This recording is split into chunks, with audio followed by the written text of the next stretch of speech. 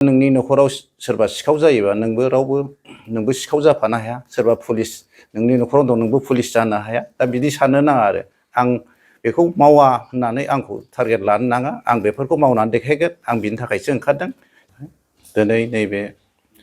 1 number Gossaigaon समिस्थियाव आंबो सासे दाबिदार हिसाबै आङो गामि हाबनानै नुदों आंनि पक्षे माने 100% बयबो सापर्ट खालामदों आरो दा बिनि थाखाय आं रायजो राजाखौ आंनि गोसो गोरबोनिफ्राय साबायखर बावनाय थाबाय जाहाथे नेक्स्ट माबायाव जाहाथे आंबो सासे बिदासि हिसाबै जाहाथे गसंनो हायो बिनि थाखाय आं रायजो राजाखौ खावलायहरनाय जाहैबाय नोंथांखौ ओनसोलनि गोबां रायजो राजाया मिथिगौ बेनि गेजेरावनो गोबाङानो मिथिया माबे बेकग्राउन्डनिफ्राय फैनाय माने बिपिएफ हानजाजों खाथि थानानै मावबोनायखौ नुनो मोनाखै बे बेलायावहाय टिकेटखौ नोंथाङा मोनगोन होननानै आसा खालामो ना दा बेथ' हाई लेभेलनि खोथा जाहैबाय गोदोथ' आं जेनेबा बिजनेस मावोमोन खिन्थु आंबाबो फुल सापर्टखा गोदोनिफ्रायनो बिपिएफआव आरो आंबो एसे मावबोनाय गोदोनिफ्राय संगठनाव दा बे हिसाबै आंबो दा लास्ट पर्यायाव आंहा गथ' गथाय देरबोनायखाय आंबो दा बेखौ सिन्था धारा खालामदों जाहाथे गामि लेभेलाव थांना नुबोबाय बुहुद खस्थ'यै सोलिना दं लामा दालां गैया इरिगेसन सिस्टेम गैया दा बेकार समस्या बारानिफ्राय बारा जागासिनो दं दा बेफोरखौ आं बोरै समाधान खालामनो हायो आंबो बेखौ सिन्था खालामनानै जाहाथे आं सासे बिजाथि जानानै थाङोबा आङो बेफोरखौ माने फोसाबनो नाजागोन आंहा बेयाव आंहा फोथायनाय दं आरो दासिम नोंथांजों आंथ' खोनानायाव खोनादों खिन्थु नंगौ नङा खोनानायाव साब्रै साबा हास्थायगोन होननाय खोनादों खिन्थु आं खाथां नुवाखै आरो गामि लेभेलाव गिदिंनायखौ खालि आंखौल' आं नुदों आरो गामि लेभेलाव गिदिंहैनायखौ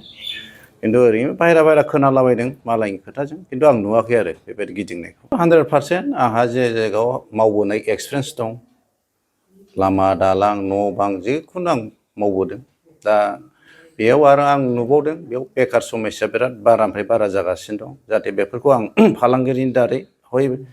आं बिजाथि हिसाबै जुदि पावार मोनोबा कयेकथा माबाखौ आं साख्रि बाख्रि होनायखौ आं सेस्था खालामगोन आरो आंनि पक्षनिफ्राय जाहाथे बिना फैसाय जायफोर टेलेन्ट गथ' बेफोरथ' फरायना मोनखायो इन्टारभिउ होना मोनो खिन्थु सोरबा एसे दुरबल गथ'फोर दं जाहाथे बेफोरखौ सुबिदा होनो हायो नामा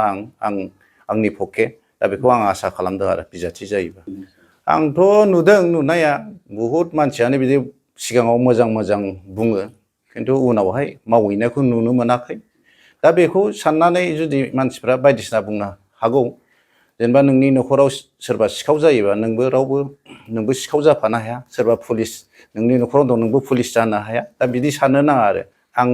बेखौ मावा होननानै आंखौ टारगेट लानो नाङा आं बेफोरखौ मावनानै देखायगोन आं बिनि थाखायसो ओंखारदों जे जायगायाव आंहा जेनिबो अभाब गैखायामोन आं दा बिनि थाखायनो जाहाथे मोजां बयबो जाहाथे फरियाल जालांनो हायो